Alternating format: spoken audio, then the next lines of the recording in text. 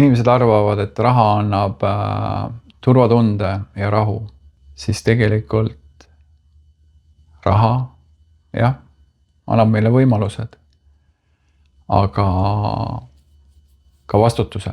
Nagu võiks selle kohta öelda, mida rohkem sul vara on, seda rohkem on sul ka vastutust.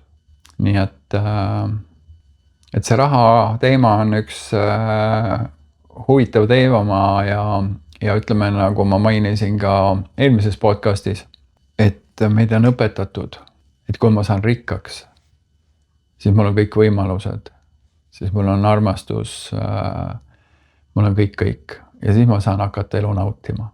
Aga paraku on ikkagi see, kui sa leiad endas rahu ja sa ehitad selle rahu nii-öelda vundamendi peale oma tulevase elu või järgneva elu või mis iganes, kuidas siis seda öelda, siis hakkad alles looma elu, mis pakub sulle siis kõike, armastust, rahu, sest me tegelikult otsimegi kõik seda sisemist rahu. Aga millegipärast me arvame, et kui me saame,